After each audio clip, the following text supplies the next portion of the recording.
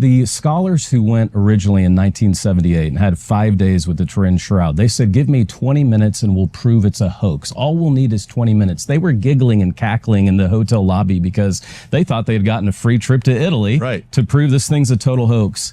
One day in, no one was laughing.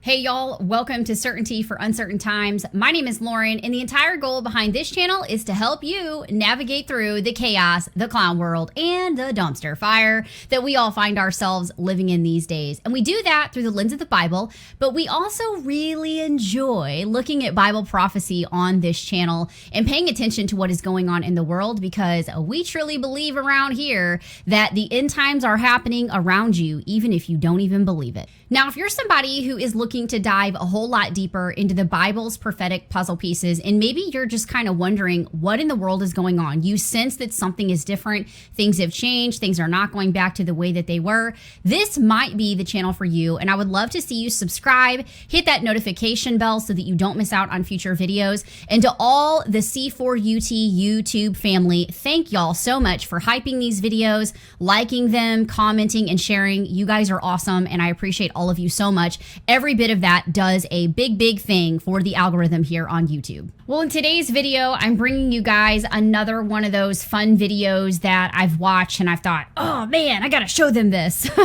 So as you guys know, I've mentioned it a few times on this channel, but there's so many things happening right now archaeologically over in Israel that are proving the Bible to be well accurate, right? And I think for all of us who are Christians, none of us are surprised, right? We don't look to archaeology discoveries to go, cool, that gives me the faith to believe in Jesus. We already believe in Jesus regardless of the archaeology being found. But at the same time, I think it's for such a time as this. I think it's prophetic in nature, in the sense that we're living in the end times and we're getting close to the trumpet sounding and Jesus snatching the church out of the way before the final 7 years of the tribulation unfolds. So in saying that, I have been geeking out a lot in what little free time I have, watching biblical archaeology channels such as Bible Archaeology, Bible Expedition, there's a few others. And of course, I love to watch stuff on the Shroud of Turin. I would love to get L.A. Marzulli back on here to talk about the Shroud, because I know he released a documentary earlier this year, and I just haven't had a chance to connect with him again to have him come on and talk about the Shroud. But over the last few weeks, I've been watching a lot of videos on the Shroud because there is more evidence that has come out about the Shroud of Turin that proves its authenticity. And I will go out on the record. I've kind of, said it on other videos when this subject has come up. I firmly believe that the Shroud of Turin is Jesus. I do. I have no doubt. So there is a gentleman named Dr. Jeremiah Johnston, and he has kind of been making the rounds on various places. And this video that I'm going to show you guys today, he happened to pop up on my algorithm because of all the archaeology videos that I was watching, and it was really interesting. The interview is with Eric Stakelbeck from TBN. And the interview itself was just so cool. And I kind of like Dr. Jeremiah, however you say his name. If it goes by Jeremiah, Dr. Johnston, whatever. I love his personality. I think he's just kind of funny. He kind of has, he has a dry sense of humor. And I love that. A little bit sarcastic with just, the right amount of funny. And I just dig that. So I want to show this to you guys today so you can see some of this new evidence. And he apparently has a book out. I don't have the book. But he was I think he calls himself a shroud denier or something like that. He was a shroud denier. So anyway, I want to show this to you guys. And then I would love to get your input down in the comments on what you think about the evidences that I'm going to show you here in the video, along with whether or not you think the Shroud is real. I would like to know. So let's go ahead and cue up this video and walk through it together. They said this was only 700 years old. There's no way it could be 2,000 years old. That's why you see that this breaking news we've been covering tonight is so important with this Waxis imaging. So that, without a doubt, it doesn't compute with me, the radiocarbon dating, because it's been shown to be erroneous. It's one of the most controversial artifacts in history. The Shroud of Turin is a burial cloth that's imprinted with what many believe is the actual image of Jesus after his crucifixion. Now, it's been debated for years, but the Shroud is back in the headlines in a major way, with a just-released study finding that the cloth does indeed date back to the time of Christ, and with artificial intelligence having something to say about the shroud as well. Joining us now to break it down is our good friend, Dr. Jeremiah Johnston. He's apologetics pastor at Prestonwood Baptist Church, president of the Christian Thinker Society, and author of the great book, Body of Proof. Dr. Johnston, great to have you with us. Eric, we've got a lot to talk about. This is truly breaking news. I think it's the biggest story of Christianity this year. Wow, what a way to start. And let's dig into it. First of all, look, a lot of people, I think, over the years have associated the shroud with maybe Catholicism. Right. And some people have said, well, it was debunked. It only dates back 700 years. Right. But in your research, you found a quite different story. First of all, you're going to break it down for us. But first of all, how did you get so interested in the shroud? You're the go-to guy on this right now. Well, the interesting part about it is I did my PhD on the physical bodily resurrection of Jesus. So a PhD knows a lot about a little, ladies and gentlemen. The little I know a lot about is the death, burial, execution, and resurrection of Jesus. And so naturally, I want to follow wherever the evidence leads. And in doing my study, the shroud kept coming up. And what people don't realize is the Shroud of Turin is the most studied archaeological artifact in the world. There is not a close second. And so when we talk about this finding, we're not talking about just a group of theologians or Bible scholars who want it to be true. We're talking about the most ardent skeptics who now say this is indeed the burial linen cloth of Jesus of Nazareth. And so if I'm wanting to follow the evidence, I couldn't avoid it. So I've gone truly, Eric, from a skeptic of the shroud to a full believer. I think it's a slam dunk. I believe this is indeed the burial shroud of Jesus that the Gospels all four tell us about. Yeah, and it's amazing.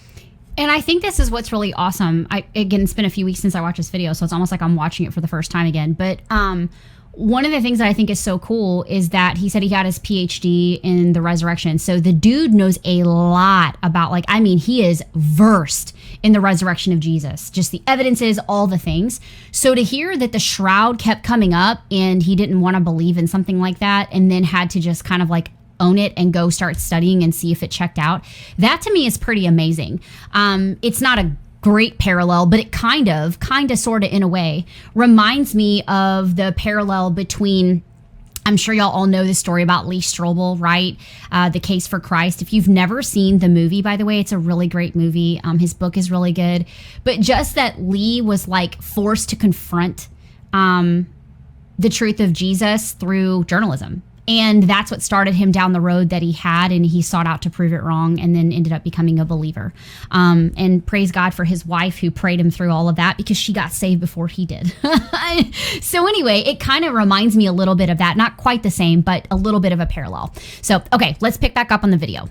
It's amazing that this is happening now at this point in history, in these tumultuous times, Jeremiah. Yeah. And we've got obviously the dating it back 2,000 years to the time of Christ, but also some other breaking news you shared with me off camera that there is evidence in the shroud of trauma. To the person depicted in the shroud. Right. So there's two breaking news items. Number one is the wide angle X-ray scattering imaging. This is by the Crystallography National Research Council. These are not a bunch of theologians. So they use wide angle analysis, and they see that the linen fibers from the shroud are not 700 years old. They're 2,000 years old. And that has rocked the scientific world, so much so that the most ardent skeptics now believe we have the genuine article with the Shroud of Turin. Secondly, to your point about the blood analysis, hematology, when you look at the shroud in person, and I would encourage everyone to look at it, the thing that strikes you the most is the blood. There's blood all over the Shroud of Turin, pints of blood, and it's red. And what we know from the latest finding is there is huge amounts of ferritin, that's organ failure, creatinine, bilirubin is released, which causes the blood to stay red. Normally, with human blood, it turns a real dark brown or black on a linen sheet. But if the liver secretes bilirubin because you're under so much trauma when you're dying, it stays stamped in red. And so the two huge findings that have come out, to summarize, it's 2,000 years old, that's based on the Waxis X-ray scattering. And number two, the blood report shows us that the way the crucified man died in the Shroud of Turin is consistent with everything we read in Matthew 27, Mark 15, Luke 23, and John 19 and 20. Wow. And you lay out 5 reasons why you think the shroud is the real deal. Can you break those down? Absolutely. Number one, it's, as we mentioned, it's the most studied archaeological artifact in the world. There is not a close second. And so when we look at the shroud, when you look at the numismatics, the study of the coins, the textile, the archaeological, hematological, historical data, they all exhibit verisimilitude. That's an awesome word, with the world of Jesus. That's a Latin term, verisimilitude. It means it's very similar to what we would expect to find in the first century in the time of Jesus. What do I mean by that? Well, if you and I were trying to make up a religion or make up a shroud 700 years ago, we wouldn't know things about 13 centuries prior in Jerusalem. We wouldn't know what people looked like. We wouldn't know exactly what crucifixion victims were like. If we wanted to make it up, if the Shroud of Turin was a hoax, it would not look like the shroud that we have. Yeah. And so that's a strong point, which led me to believe. And then secondly, to your point, I always thought it was a Catholic relic. I grew up very, very happily, and I still am an evangelical Christian. And so I was really careful. Will people make this an object of worship? And that's a big question I get. Like, does this break the second commandment? Well, no, it doesn't, because the second commandment forbids us from worshiping graven images that are man-made. I don't think the shroud is man-made. Wow. The shroud is a miracle, and I'm not worshiping it. I'm doing what John 20 really shows me that Peter and John did. They saw the shroud linen in the empty tomb. They believed in Jesus, and they ran to tell people about Christ. That's what the shroud causes me to do. Yeah, we've got 30 seconds until the break. You'll be right back with the last 3 reasons why this is very, very credible. Real quick, what did you think of that AI rendering that was released recently? I loved it. I thought it was striking, nearly cryptic. I like looking at it because it reminds me of a first century masculine Jewish savior. That is the savior that we see depicted in the New Testament. What convinced me, Eric, that the Shroud of Turin is the authentic article, and I do think it's slam dunk, the burial cloth of Jesus, was the best scientists in the world today cannot explain how there is a molecular image in the shroud linen of Turin. This is so important because this is a group, this is a cross-disciplinary group. These are weapons specialists, weapons scientists from Sandia Labs in New Mexico, where they developed the atom bomb. The scholars who went originally in 1978 and had 5 days with the Turin Shroud, they said, give me 20 minutes and we'll prove it's a hoax. All we'll need is 20 minutes. They were giggling and cackling in the hotel lobby because they thought they had gotten a free trip to Italy to prove this thing's a total hoax. One day in, no one was laughing. So the best scientists in the world simply cannot explain how the image is there. If you stand a few feet away from the image, it disappears. We cannot explain with our best scientists how the image is there. That's probably the fact that convinced me the most that it's not a hoax. And then applying my expertise in the historical Jesus, the physical resurrection of Christ, no one else was crucified the way Jesus was. We had crucified victims, remains all the way from Britannia to Italy to Jerusalem. The way that Jesus died was an especially heinous form of crucifixion, Eric. And this is breaking news on your show, things I'm still learning about the shroud. I used to say there were only 372 wounds on the crucified man of the shroud. I actually have to update my research based on this breaking news. We now can count 700 wounds on the crucified man. That means likely, conservatively, 120 whiplashes on his body with that flagellation. Let that sink in for a minute. If we ever doubt God's love for us, Eric, Romans 5:8 says, but God demonstrated his love for us, and that while we were yet sinners, Christ died for us. When I see the shroud, when I see the 700 wounds, that is a demonstration of Christ's love for me that I can't forget. We were saying, so one of the things I wanted to mention is that obviously he said the best scientists in the world can't explain this.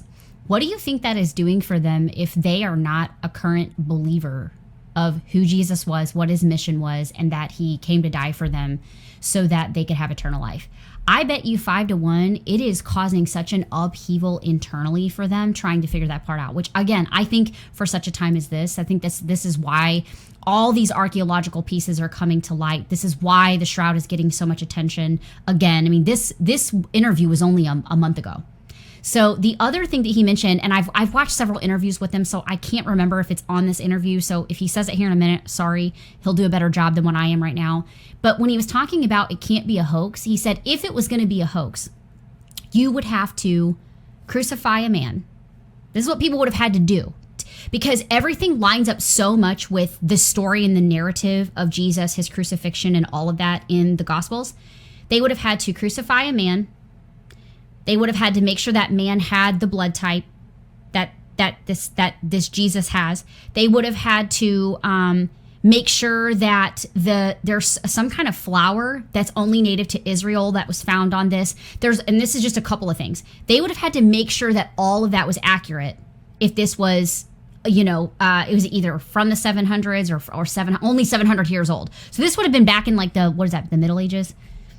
So that to me was like, oh my gosh, that's such a really logical way to look at this. Like, if this is a hoax, what are all the things that have to be true and accurate for it to be a hoax? And at some point, you're looking at the evidences in front of you and you're going, yeah, it just can't be. So anyway, I can't, like I said, I can't remember if he goes over that. Hopefully he does, but we've only got a couple minutes left. But I wanted to mention that for all the naysayers out there. Saying off camera that The Passion of the Christ, the Mel Gibson film, seemed to be a pretty accurate portrayal. The brutality in that film, it was the real deal. It was legitimate. It was. There was a demonic level of excruciating pain that Jesus went through. He died of asphyxiation, trauma, organ failure, and he did it willingly. He did it because he wanted to. So let me get to the next point. We're on number 4, I believe? Number 4. So this is really interesting. And we have to go back to the days of film photography. Do you remember like 1-hour photo places where you would take pictures? Well, what was fascinating to scholars, weapons scholars, not Bible scholars, is that when they put the image of the shroud through this machine called a VP8 image analyzer, a 3D hologram of Jesus literally emerges of the crucified man. If you put other images through this VP8 image analyzer, it's just essentially like 2D. But this 3D image emerges. This is computers from the 1970s, okay?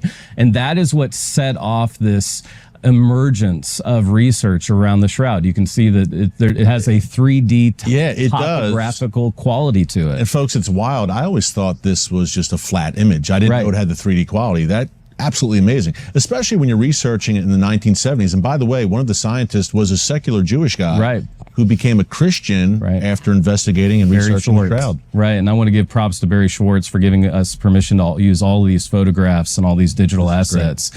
He thought it was a free trip to Italy as well, and he's a Jewish guy. He was a lapsed Jew who now believes without a doubt this was Jesus's burial cloth. And so when I look at the way he died, it all smacks of verisimilitude. It's very similar to what we would expect of Jesus dying on the cross in the first century Jerusalem. And it also is fascinating to me when I look at this evidence at such a time as this. You say, well, we just need faith.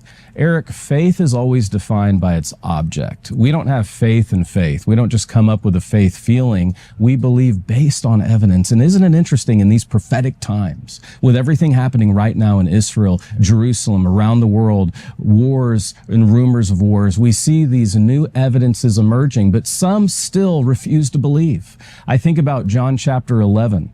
Lazarus had been resurrected from the dead, and the Pharisees still refused to believe in Jesus. So you say, Jeremiah, does it still require faith when we have such an abundance of evidence for the physical bodily resurrection of Jesus? You bet it does.